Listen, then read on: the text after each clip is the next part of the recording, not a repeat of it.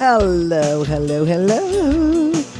Welcome to Barsha Barsha Barsha. Episode 11. Episode 11. Hello, Charlotte.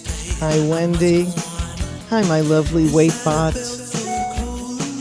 I am just starting the show by putting on line. If anybody wants to hit share the show, please feel free to do that.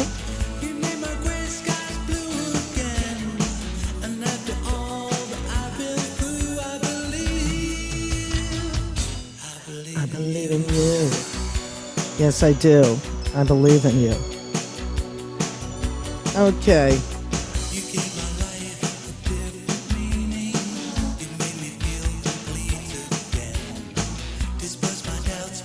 We are on YouTube too. If people don't have Fireside, you can tell anybody to go to Deborah Barsha on my YouTube channel. And I'm looking for my lovely friend Andrea York.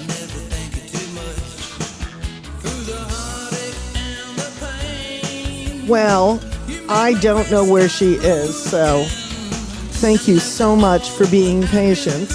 There she is. Andrea got lost. I did. Somebody asked me to their other show, and I just went. I Oh didn't my realize God, you went to Hello. somebody else's Yes. show. How could you? I know, it was a mistake. All right. Well, I love you, and Thank you. I will do an opening song for you. Excellent. Where do you go on Mondays when you want to have fun? Where can you go on Mondays when your day is done? Well, Fireside Chat is where it's at. Our guests are all the best. So bring a bottle, pop a cork for uniquely New York with Andrea York.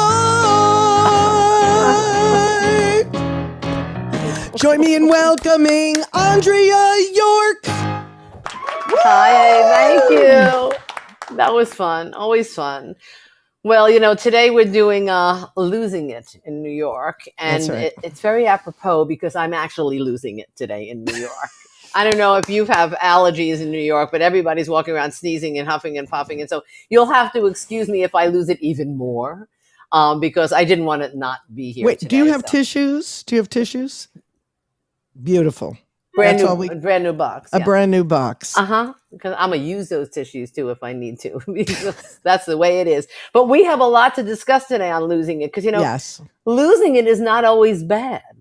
Losing it can be good if you understand how to look at it. There's good, there's bad, there's ugly. Today we might have a little of that ugly. But, you could lose your inhibition. You could lose your mind. You could lose your shyness. New York is a place that you come to be real, to really be you. Like if you have an idiosyncratic personality in Kansas, everybody's going to know who you are and you may, get belittled. In New York, you could walk down the street wrapped in bubble wrap and they'd go, oh yeah, that's Janice. That's so true. But it's true. You come here to be you, and to love it and live through it. And so we have some stories today that we're going to share with you, but basically we want your stories too, because this is about all of us, and we're not going to step on anybody's vibe. What? Even if people don't live in New York, Andrea, I want to know stories about if they visited New York. If they were here for 5 minutes and they lost something. They lost something. It could, and yes, you're exactly right. Yes. We want to hear about it. And I have a story actually, and I took my New York self someplace when I was about to lose it, and I'll tell you that later. But we also want to mention at the end, Deborah and I are doing something about losing our rights and our human rights. What we could be losing in the future, yeah.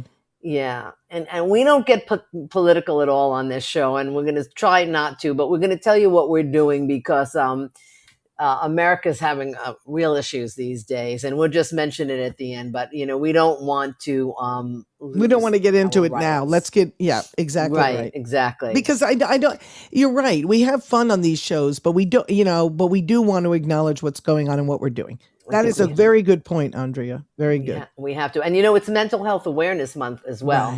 Right. So we want to give a nod to all the people that are dealing with that. That would be me today, and other people that have it in various degrees. And hopefully this show will make you laugh.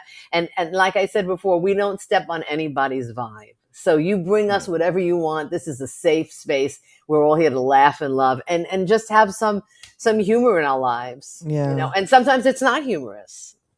But it all adds up. So how about if I start with the first losing it story in New York? Yes, you start with the first losing it story. I don't know if I know which one you're going to tell. Go ahead. Probably not. Well, a lot of people think of New Yorkers as cold and running around and that don't really give the time to other people. And I think that they get a really bad rap. So several years ago, my daughter was going out of the country and she didn't have any time at all to take care of any of the millions of things she had to do. And she asked me if I would. And of course, so I, got up at like 7 a.m. and I ran east side, west side, uptown, downtown. I was all over doing all of these things for her. And I was wiped out and I had bags on every arm, on my shoulders, on my back. I had, I don't know, like 15, I was a quintessential bag lady and I hadn't eaten anything and I was wiped. So I went into my local supermarket and to order a turkey sandwich. And so there were a couple people standing at the deli counter. And I ordered my sandwich and I said, listen, I'm going to go get a soda. I'll be right back. They said, oh, okay. So I go get the soda and I come back and a young woman is standing there and she says to me, is this yours? And I said, yes. How did you get that? It was my wallet. I said, what's happening? You didn't have a purse? No, I don't know what happened. She said that when I reached up to tell them what I wanted in my turkey sandwich or something, it fell out of my wallet, out of my purse. What year are we talking here? No, I don't know. Like recently? 2017, 18. Yeah. Oh, no. This must have been 12, something like that. But I had so many bags on me that my bag must have been open, ready to pay. And I didn't realize it. And my wallet just fell into the Pringles. And she was standing there and she picked my wallet up and she waited for me, this young woman. And she goes, oh, here it is. And I was unbelievably moved. I said, you just waited for it? She goes, yeah, I had a feeling it was yours because, you had so many bags and stuff. And I said, thank you so much. And I was really moved. That's New York. But wait. So then right next to that line was the checkout counter. And I'm online to pay. And an older woman, really old, taps me on the shoulder. And she says, excuse me, ma'am. I said, yes. She said, you must be a really nice person. I said, what do you mean? She said, when you do things for people, the goodness doesn't always come back from that person, but it comes back to you. And what just happened to you right now, that was it coming back.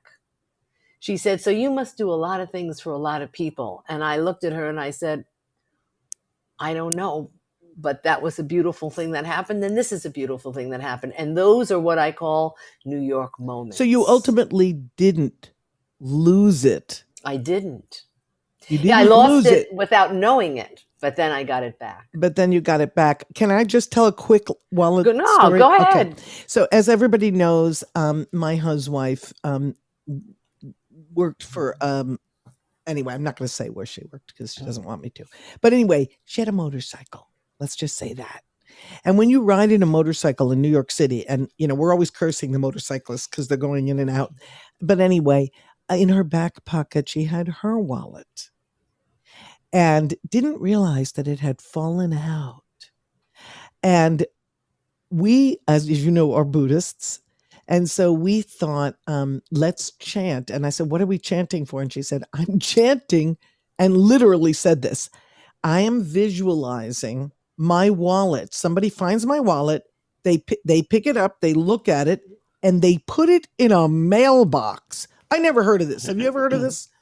Somebody, you lose a Maybe wallet. Japan in Right. Tokyo. No. Japan's another story. You can leave your purse on the subway and it'll get turned into an office. You can check the next day. Nothing's missing and it's there. I was there. Trust me. That Anyway, happened to a friend in Japan too when I was it's there. insane. Yeah. Anyway, this wallet, it happened. It went to the post office and the post office called Kim. Wow. And said, we have your wallet here. Somebody put it in a post office box. We can't do that these days because all the boxes in New York are like slits. Yeah. Little teeny slit because of all the dangerous stuff. But I'm going to give Terrorism. Kim a hand. She deserves a hand. There we go. Yes, that's my lovely huswife. I'm going to tell another quick wallet purse story, and then Deb, if anybody has other stories that they want to bring up, that would, if you want to bring them up, that would be great. We are. Yes, you tell. Martha Barsha just came on stage. Oh, excellent. Okay, so, hello, Martha. Martha, do you have to leave, or can you wait for Andrea's story, or do you need to tell yours now? I love to hear Andrea's story. Oh, great. So Andrea, sweet. You go first, and then we'll bring Martha Barsha on. This is actually not even my story. It's my friend's story. My friend Terry from Seattle, Washington, came here with about 3 or 4 girlfriends. She could not wait to get to New York. All they wanted to do was have a week in New York, the girls' week out, and they had a great time. And they were really, neophytes about New York. So they take a cab from the airport to the hotel, and they go up into the hotel. They wash up, and they're ready to go out for lunch. And she said, "Oh, where's my pocketbook, my wallet?" And they looked all over. She couldn't find it. She says, "Oh, I must have left it in the taxi." So they said, "Oh, well, you can basically forget about it." And she said, "Oh, no, I'm going to go downstairs and wait for the taxi to bring it back to me." They said, "Right, okay, you just do that." She goes, "What do you mean?" So she said, "I'm going to go downstairs." So one of the girls went with her. And she was saying, "Listen, you should call like the taxi limousine commission and tell them that you lost it. They have a lost and found or whatever." She goes, "No." She goes, "I think he's going to bring it back." And she said, "Yeah, okay." So they're waiting in front of this hotel for 10 minutes, and now it's 20 minutes. And she said, "Listen, they're not bringing it back." She said, "Let's call the TLC. We'll tell them, the lost and found, and sometimes things show up." And she said, "No, I'm going to just wait." And they waited another 5 minutes. The taxi pulled up, and he says, "Oh, I knew you'd be standing outside. Here you go, ma'am."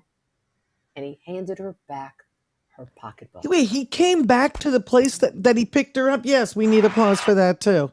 He remembered that what happened was the ride he probably picked up after said, "Oh, somebody's pocketbook's here." And they didn't say that before. So he remembered he dropped her off at the hotel, and then he went back there. Okay. Yeah. Now you've told 2 stories, and I've told a story that is about a physical thing that we lost. Okay.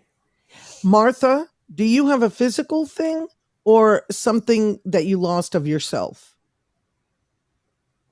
And do you want to come on camera, Martha? Sure, I'll come on camera. Beautiful. Let me bring you on camera. Oh, there's a dog barking. I don't know what that is. Okay. Martha, I'm inviting you to video. When you get it, please come on. Where are you?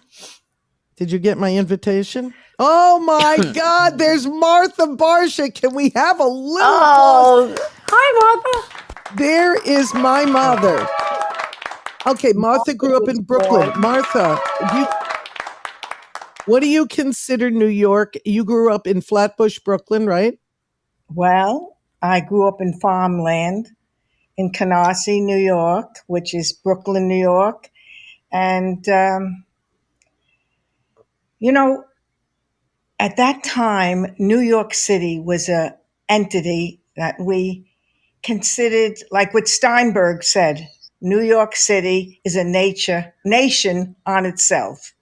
That's Steinberg. What Steinbeck said. Oh, Steinbeck, yeah. It's the writer. Yeah. And it was. New York is its own nation. Totally. It has its own harbor. It has its museums.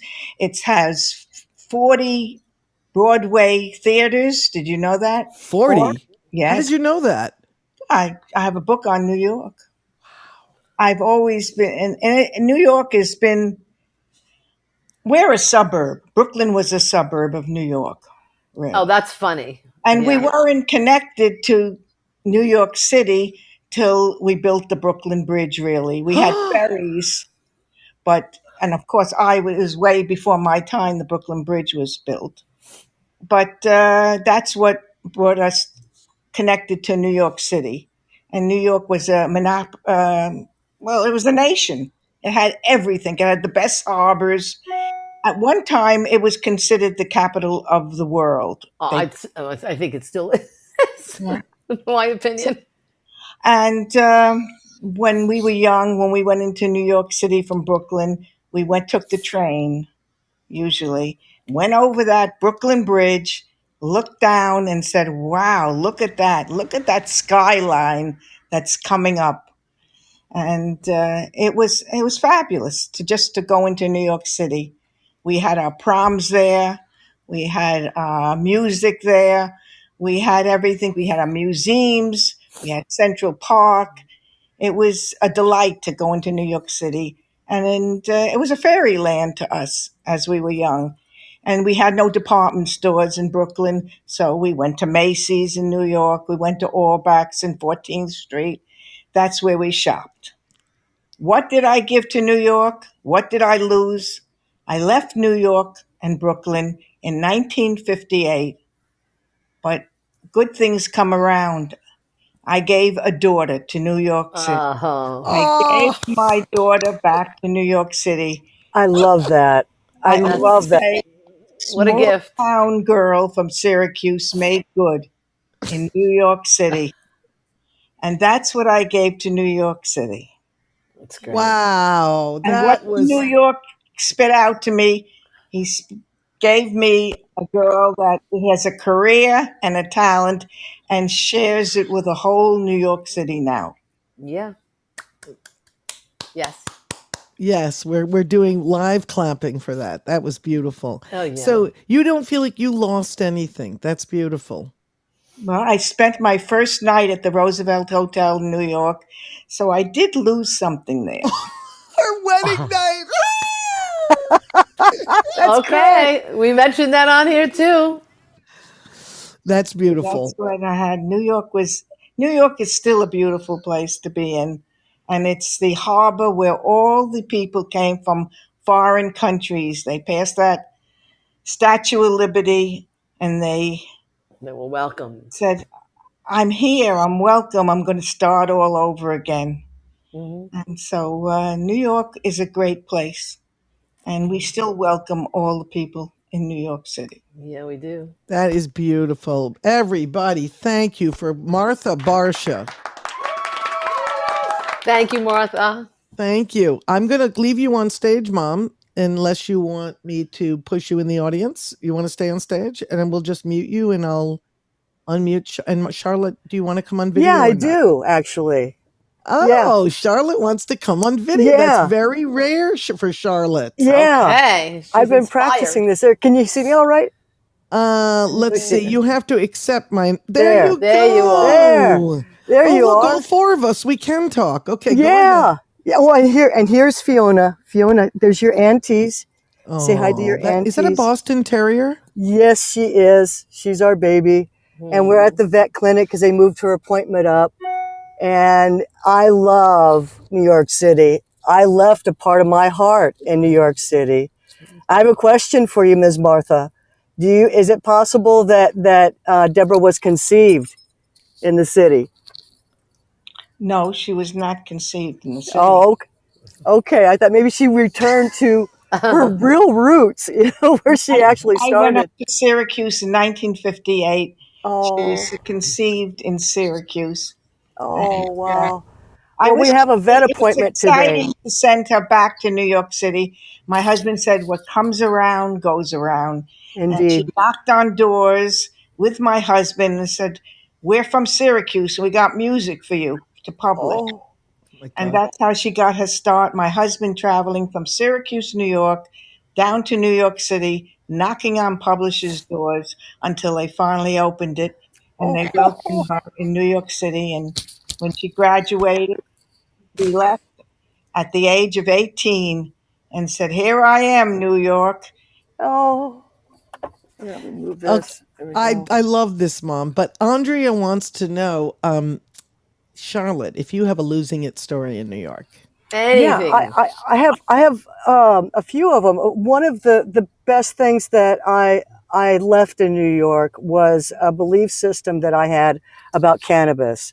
And so for those of you that know what Marianne and I do, we were trained by Dr. Phil Levesque many years ago on how to make cannabis extract oil for healing such things as cancer. Wow. And it was my experience from working with AIDS patients in hospice care that really drove that message home. And when I became a practicing Buddhist back in June of 1988, I started practicing before, but in boot camp was when my mother received Gohonzon for us. So this was at the top of my list of things that I chanted for, was a way to bring comfort to people in their homes, or people to have comfort in their homes and do their own health care and find relief from that. And Fiona has a vet's appointment today, so she's right here. So anyway, what I learned from my patients back then was that cannabis was the only thing that they could utilize, either ingesting it or smoking it, for pain relief, for many things. But the main thing was all of my patients passed away. I had 13, the 14th one passed away after I got stationed in San Francisco in the Navy. Wow. And, but that stuck with me. And so many years later, when I had my own health stuff going on, and that was my eyes. I have neuropathy of the eyes. I'm actually going to be seeing my surgeon at the end of this month. And I've been increasing my cannabis extract oil for my own care. It cured my ovarian cancer. It cured a skin cancer on the top of my head. Marianne and I have now, to date, 22 cancer cures. Oh my God. So I want you to know that this is something that I don't talk about as openly as I have today. But this show rocks. And so I wanted to bring this information here because it's part of my mission. Thank you. And Dr. Levesque passed away a few years ago, the age of 92, bless him. But he was best friends with Rick Simpson and taught Rick Simpson how to improve on his cannabis extract oil. So we have dealt with some, Fiona, we're hanging with the aunties and grandma. See, so you guys sit My still. God. Okay, there we go. But anyway, so I wanted to show up. Fiona's appointment got moved up to 2:30, so we're going to be going in here pretty soon. All but right. I wanted to get the opportunity to share that.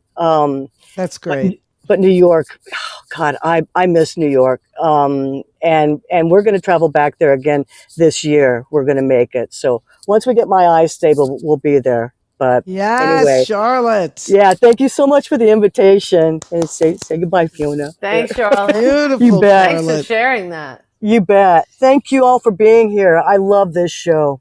Thank you. Thank you. I'm putting you down. Oh, did you remove yourself? Oh. What I wanted to find out is, Andrea, did you have, we intersected. We had a very strange connection with a dentist's office. Well, it was you told me about these two dentists. They were young. No. But the receptionist of our dentist, Mom. Oh, yeah. I don't know if my mother knows this, but do you know who Sammy Khan was, Mom? Yeah, she knows who Sammy Khan is. Yeah, everybody does. He wrote like major things, major Broadway songs. shows. Yeah, and songs. Anyway, yeah. we knew Sammy Khan's sister was the receptionist at this dental office. Because she was the mother of one of the dentists, Stephen, I think. Yeah. Right. Now, I have a bad... you tell your dentist, we lost things. What did you lose at the dentist? Did you have a dentist story? Well, I almost lost my teeth. Right. Because, well, first of all, I lost weight, too. And one day I went in and he says to me, "Oh, my God, did you lose a lot of weight?" Maybe I lost 10 pounds. So I said, well, I don't think I lost that much. Well, he went on and on like I was some Attila the Hun before. And it was like such a huge amount of weight that I've lost. And I'm a different person and all this. I was like, oh, okay, like crazy. So then I sit down and he looks at my teeth. He says, yeah, you're going to have to take all your teeth out. Your gums are very inflamed. You're going to need all caps.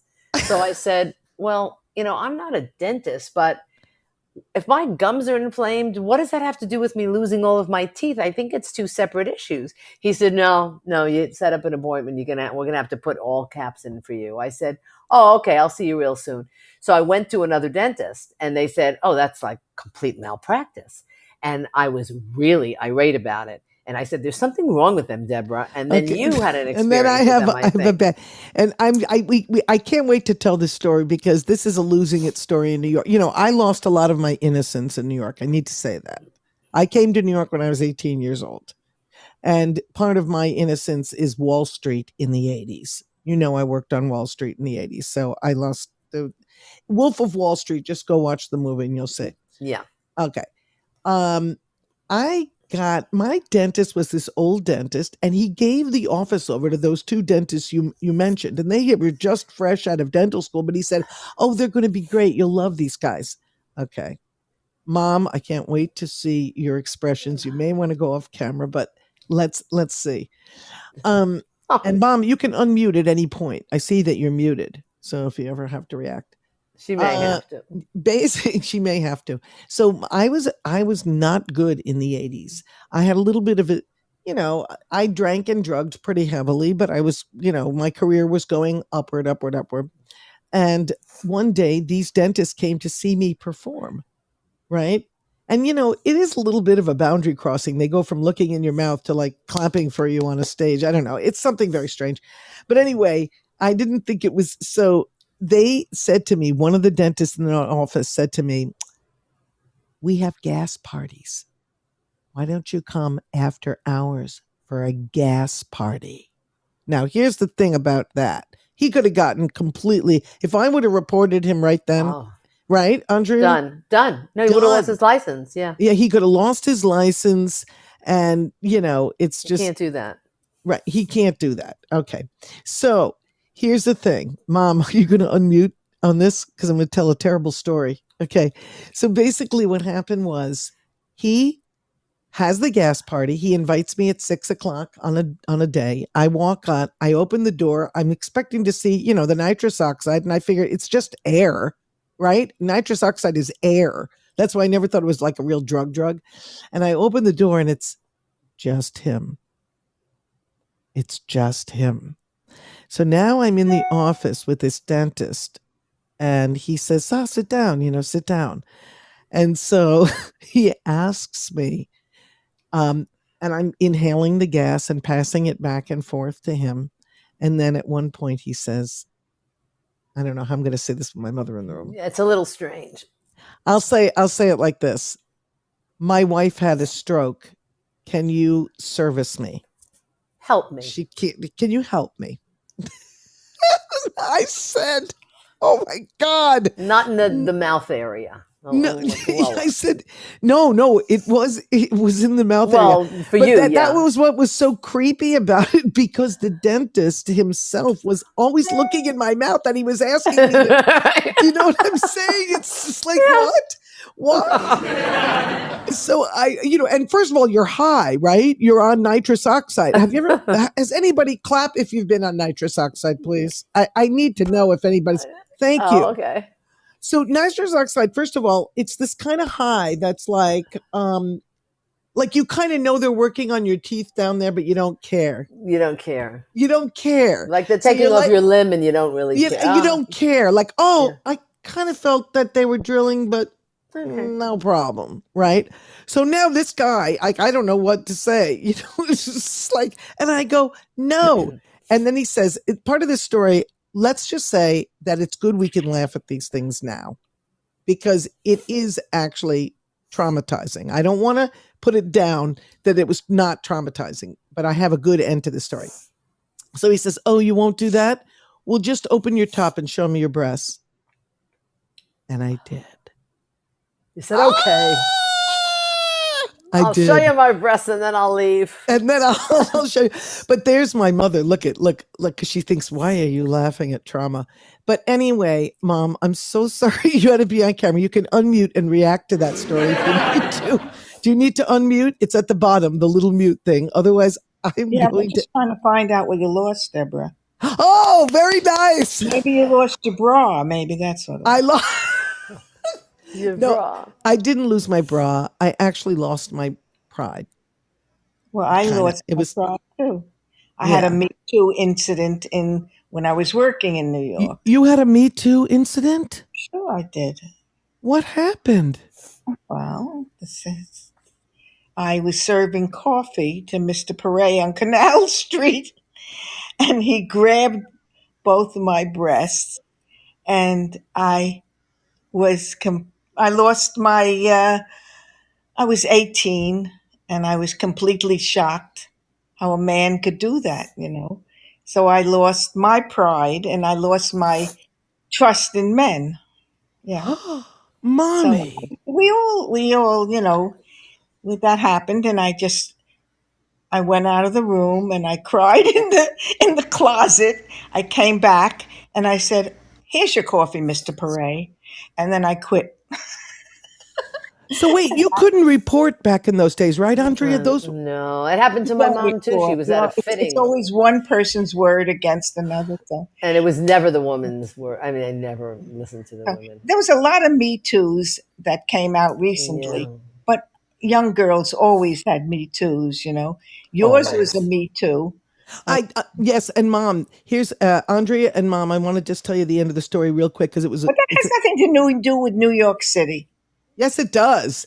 This No. guy was, anyway, I was kind of a drug addict and I had period cramps and I kept asking him for Percocet. So that's why I even went to the I hospital. Okay, think we can drop it at the opening your blouse. Yeah. we'll drop it at opening my blouse. But I do want to say something. Unfortunately, that guy was a coke freak Ah, and he died playing handball, coked out on a handball court. Isn't that terrible? and That's mine was awful. a coke freak too, which is why I needed all of my new teeth. Did he because I die needed the in money. Brooklyn or in New York City? New York. In New York. So he lost his life. You're right, Mom. Very good. He lost his life. Okay, talking about crazy stuff, I think we should move on to losing our shit stories. Okay. Okay, and then we have Deanna up here. Deanna wants to say something. Look at all these people we have. Deanna, Oh, do you great. wait? Go ahead. Let Diana speak now. Hey, Deanna, do you want to come to camera? No. I've Okay. been running around all day at doctors. I look like no. All right. What did you This lose? COVID recovery is fun. So there is I lost some innocence in New York. That was my second base experience traveling to New York. But there is a good thing that I lost in New York too, because I'm a huge Broadway fan, right? And Yes. interestingly, and I do like the Sanger, and I always, here locally do all the Broadway shows. But when I've traveled to New York, I have yet to have a chance to see a Broadway show in New York, which is a travesty. I get it. I understand. But the one time that it just was financially, it wasn't in the works. But there was one time I went where it was in the works and I had my kids with me and I couldn't do all three of us. So what I lost was me getting to go, but I sent my kids. Oh, that's And beautiful. they went to St. James Theater. They saw the producers. Oh, they saw And- the producers. That was such a good show. Amazing show. They are theater geeks. They love theater.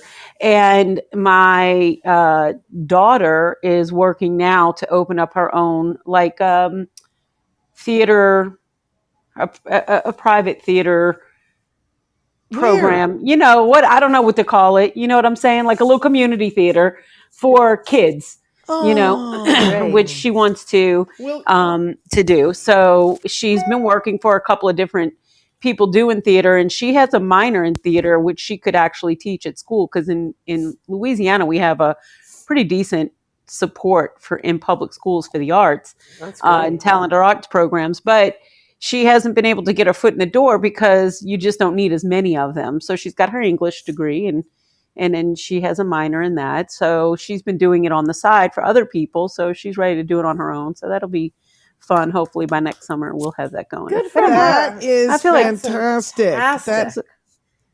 It's a good loss, right? Thank you, Deanna. Yes. Yeah, it's a great loss because it's a win. It's not a loss, right. it's a win. That's right. It's a great loss because it's a win. It's a losing Now- forward. Yes, it's The a losing forward. Ooh, Oh, I love that. I love Deanna, that. that's Losing very better. good. Losing better. Yeah. Now, Deb, to intro. Yes. Should I our- turn Mom's video off, Mom? I'll turn your video off, but stay up with us if you feel like it. I will turn my video off. I turned it off. Okay, go ahead. Would you grace us with losing my mind since we're going into losing our shit stories? Oh, a that's little bit of funny. That's losing my funny. mind? Oh, yeah. I was thinking about that song. Bernadette Peters sang that song. Yeah. you Stephen remember that? Sondheim, the I- quintessential New Yorker. Let me see what key I would do it in. The sun comes up. I think about you. The morning cup. I think about you. I want you so. It's like I'm losing my mind. All right. Yes. In keeping in the medical genre, I have a story about a friend. Her name is Jill. She's an anesthesiologist. And if you know anything about anesthesiologists, they're not big talkers. Right. They put people down. You know, that's why they chose that field, because they don't have to like commiserate and speak with people. Anyway, so she's in the OR, the birthing room, helping a woman who's giving birth, and she's having a very, very difficult time, and she's in a lot of pain. And her boyfriend, her husband, this big burly guy, kept saying, do this and do that. And he was talking sort of like in a not nice way to her, and she was really struggling.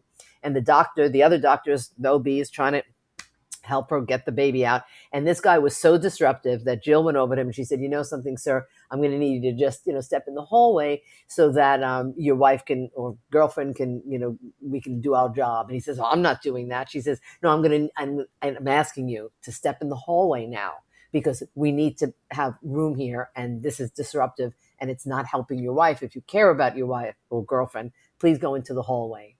So he just gets really pissy and whatever. He goes into the hallway, and then 2 minutes later, she hears screaming and yelling and a tremendous commotion. So Jill's very tough. So they said to her, Jill, go out and see what it is. She says, I'm in the middle of doing anesthesia. They just said, go out. He went to a water cooler, and he was so pissed, he pulled the water cooler out from the wall, out onto the floor of the corridor, because he was so angry. He was like, he was enraged, and he just hugged the water cooler. That's one flew over the cuckoo's nest. Pull it out. Well, I don't know, but I don't remember that, but that's what he did. So then they come in and they say, well, doctor, we're having trouble here. She goes, well, call security. So security comes, she said, and they were up to her navel. And they said, we don't really know what to do. Can you come out and help us? She goes, no, I'm trying to help a woman give birth now. I'm actually the doctor. Maybe just call police. So they ended up calling the police, and they took him away in handcuffs. Wait a minute. So we lost what? A water fountain? No, he lost his shit. Oh, he lost his shit. The guy lost his shit. The guy lost his shit. Lost his shit. And I have another lost his shit story too, and it has to do with Jill. So I think I have to tell it quickly because it shows Tell you it the quickly. other side. Jill, first of all, can I just say something about anesthesia? I want to ask, I wish we had Jill here. Actually, I'm going to tell you why. I was always curious about anesthesiologists. It must be so nerve-wracking to give people, according to their weight and everything, try to figure out how much to put them to sleep without killing them. Well, you take them to death, basically, and then you bring them back up to life. It's probably one of the most stressful, fields that you can be in. Hold on. You actually take them they're almost dead, sort of, and then you bring them back up. That maybe we'll have Jill come on sometime and talk about it. But as a doctor, she's going to give so many specifics, you're going to want to kill yourself. Okay. So, we'll have to figure that out. But I really, okay, tell me another anesthesiologist. This isn't an anesthesiologist story. Jill and I were on the subway going to a Broadway show, and it was in the winter, and Jill has a shaved head, and she's thin, but she wears huge coats, so you never really know what's underneath there. Huge, like man's huge coats. Right. And we're sitting together on the subway, and this young, middle-aged, guy in his 30s is coming down the aisle, and he's talking about his wife and kids were in a car accident, and he needs a little bit of money, and he's all about love and helping out people, and can we possibly help him, and this and that. But nobody gave him anything. So he makes it to the end of the car that we're sitting in, and he turns around and he comes back to a young girl sitting in front of us. She has long blonde hair. She's by herself, and he bends down next to her and he says, "Take that look off of your face, you bitch." So the girl's... Wait, how old was the girl? 20. So she said, "Please leave me alone." He goes, "No, I'm not leaving you alone." And he's in her face. So Jill puts her gloves on.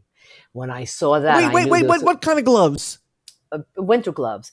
Oh, I thought she meant she put like no, not her other on. gloves. No, but she Okay, doesn't go like to ahead. get dirty. So when she put her gloves on, I said, "Oh, we're going to have some trouble." So Jill stands up now with her hand on the top bar, and the guy gets up. So now they're staring at each other, and I know, oh my God, there could be some trouble here. Jill doesn't say one word. And he says, "What's your problem, bitch?" He looks at her like this. The older woman sitting next to me has a cane, and she taps me on the foot, and she looks at her cane to say, she can take this cane if she needs it. Another woman 2 seats down stands up and says, "Yeah, I love your positive attitude. You're all about the love, aren't you?" And so now I said, okay, so we have some people that are going to help us here. And he's then wasn't getting anything out of Jill. He bends down and he gets into my face. And there I'm sitting with my nice little coat and my little scarf. And he says, "You got a problem, bitch? I don't like your expression either." So I'm like, okay. So I don't say anything. And I figured Jill will just, help me if something happens. So he's ranting to me and ranting, and nothing's going on. He's just using his mouth. He stands up. And he's back looking at Jill, and he says, "You know something, Jill?" He says, "You know something, bitch? I should hit you," or something like this. And now I'm dying, and Jill's quiet. She still hasn't said a word. That means she's deadly. So then the doors open because we pull into a station. He runs out. He was a coward. He runs out. Oh my God! You just reminded me of something, a subway story about the. Keep going. Hold it. He runs out. And he runs into the next car. I see him run into the next car. So we take this young girl and we get her off the train. And she goes, "What are you doing?" I said, "He's still on the train." I said, "You can't stay on the train." She hardly spoke English. So we stayed there with her till the next train came and she got on the train. And we were like, "Oof, thank God." So then we're leaving the station and there was a flagrantly psychotic homeless man screaming. See, we tell everybody how great New York is. No, but it is great. So, and he's screaming, "I'll fucking kill you. I'll kill you." And we're like, oh my God. So we were very nervous. We walk past him and we get upstairs to Broadway and there's a cop car sitting there. Jill goes over to the cop car, knocks on the window. She says, "Roll it down." He rolls it down. She goes, "Okay, you have a problem on the N train going uptown now. I'd call the authorities for the next stop. And you also have a psychotic screaming right here at the entrance too. He's flagrantly psychotic. Have a good night." And we walked away. And we went to the anesthesiologist reports. And then we went to see a Broadway show like it was all right. But see, that's New York. That's right. You went to see a Broadway show. That's right. I will tell my story now. This is terrible. Everybody in the audience thinks like we're just like these crazy people that like these New York stories. But here's what happens and what you lose in New York. You actually lose fear. You don't have fear anymore. I don't agree. I'm going to tell you what happened to me. I got very ballsy in New York. Do you know my story? I have a Peeping Tom story and I have a Subway story. Which one you want? Well, let's do Subway. We're doing Subways. Okay, I'll do Subway. Subway's bad, but I'll tell it to everybody. And I still live here. Okay. I mean, now I live a little bit further out, but I mean, I lived in New York for 40 years. So now I'm in the subway, and it was in the time where they actually had on the news that there was a subway rapist. Does anybody remember the subway rapist? Okay. Vaguely. Okay. So I'm sitting there and I'm on my way to Tony and Tina's wedding, which was an improvisational show where the whole audience went to a wedding and then they came back to the reception. I was the wedding band singer. My name was Celeste Romano, like the cheese. Okay. So I'm on my subway and I remember the station. It was the Museum of Natural History station on the Sea Line, right, Andrea? Yes, 79. Yes. Remember when we had trains that were like double L or double C, that there were double letters? Yeah, we don't anymore. Vaguely, right? Okay. Yeah. This is a bet. Talk about losing your trust in New York. Here's a losing your trust. So now I'm sitting there and I'm all alone and I'm in a kind of a pissed off mood. And I sit down. I know. Thank you. And please keep reacting. All alone is just all alone. That kills me. Okay. All alone. But the reason I told you about Tony and Tina's wedding is because I had good improv skills at the time. Remember, we all had to be in character. Yeah. So when the audience walked up to you and said, this, and that, you would like talk to them and you'd have to be in your character of being a wedding band singer, right? That you're for hire. You'd hand out your cards and everything. Okay, so this guy comes up to me and something tells me, he goes, hey, baby. Now, I'm looking on the platform and I'm realizing nobody's here. And all my improv comes out. I start chanting under my breath. Of course, I'm a Buddhist. I'm like, and I'm just bringing it in. I'm bringing all the positivity in. And I'm sitting waiting for the train, right? And he sits down next to me.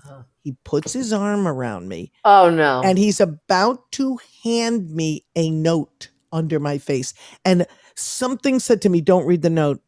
Whatever you do, don't read the note. Oh, God. Get ready.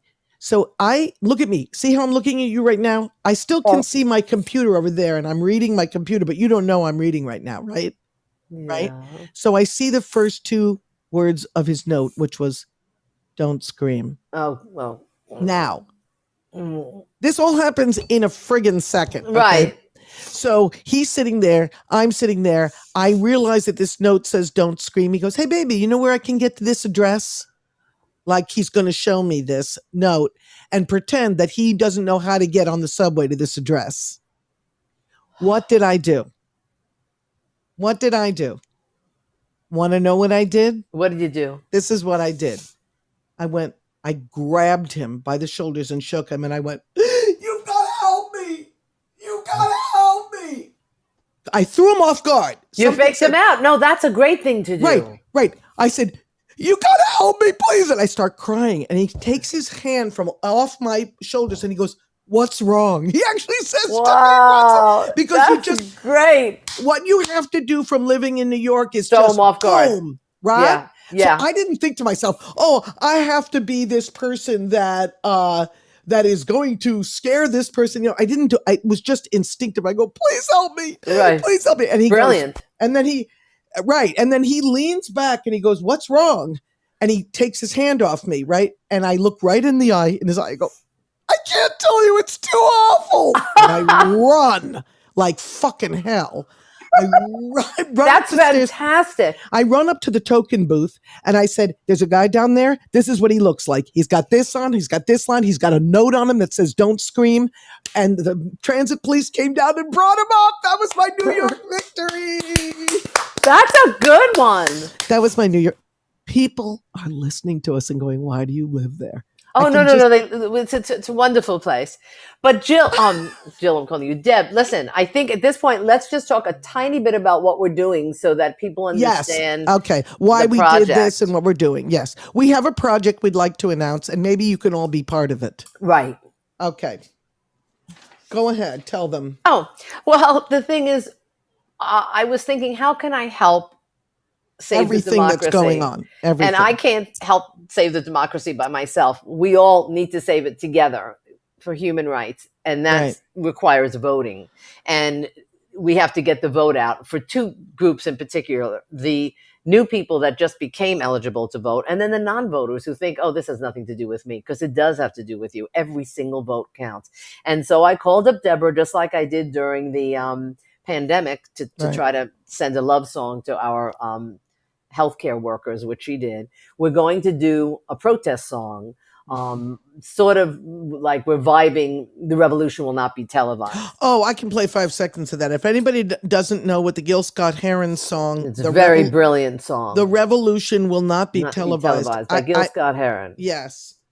And we're coming up with a protest song, and we're going to have different people in it. We'll tell you about it when it gets closer to it, and an accompanying video.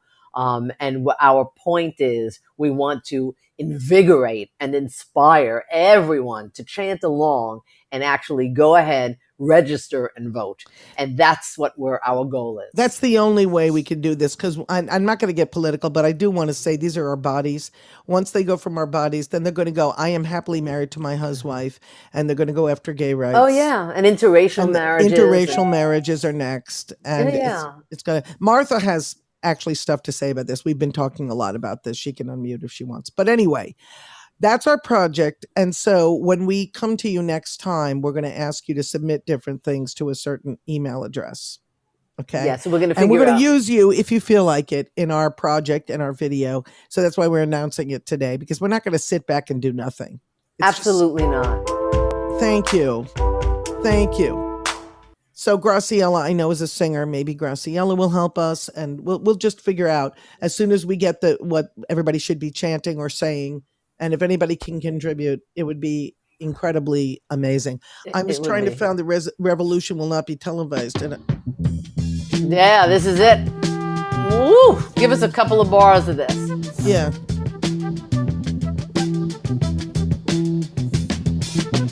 You will not be able to stay home, brother.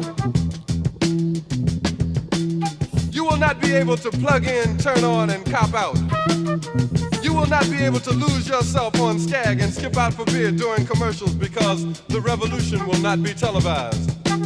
Okay, I can't play any more than that because I'll probably get flagged even for But that. it is televised now, and so right. we're If going to... the revolution is televised now because we have everything streaming. You're exactly right. Right. So we're going to hit that up and hope that people join the bandwagon, because it's basically a choice between a democracy and a dictatorship. So you have to sort of choose what you want to do. So we're not telling you who to vote for or how to vote. We're just telling you to vote. Exactly. We're not telling, we're asking you to vote. And we're going to do it in a song, which is going to be great. You know what? I have a song. I don't know. It's from Waitress. Oh, I'd love to hear it. But let me just say one thing. If it's a song that I'm thinking that it is, yeah, it's an interesting song because it sort of ties up in a nice little bow our whole thing. How when you lose something, like you and I lost our fathers, they're not lost. They're not physically here anymore, but they're in our hearts. You're right. And we lost our fathers. Thank you for saying that. Right. And Jerry and Jim, they're all over the place because they're in our hearts, they're in our souls, they're in our smiles. I look in the mirror and I see them. And so the point of when you lose something, it's not necessarily a bad thing. And if this is the song that you're singing from Sarah Bareilles, it's about somebody losing themselves with the hope of finding themselves again and maybe reimagining themselves and being even better than they were before. Well, I was singing it today. Yeah, let me see if I can play it. It's hard to play. This is a very hard song to sing, but I'm going to try. And I can't really look at the camera while I'm doing it because I wrote. Is that okay? Yeah, no, don't. Just sing it. Just feel it.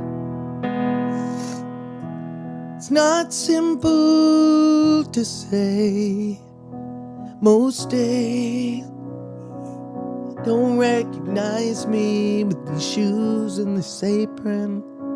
This place and this patron have taken more than I gave them.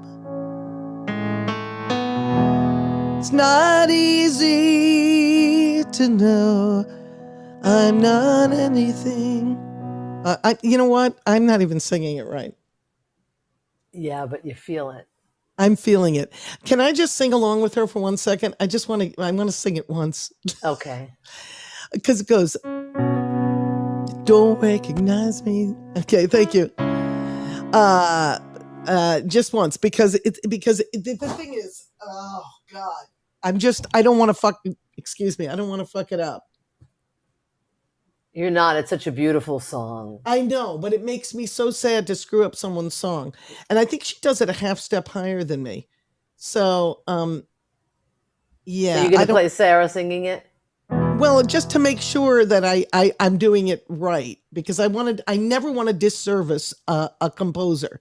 So I think, there she is. There it is. It's not simple to say, that's the key.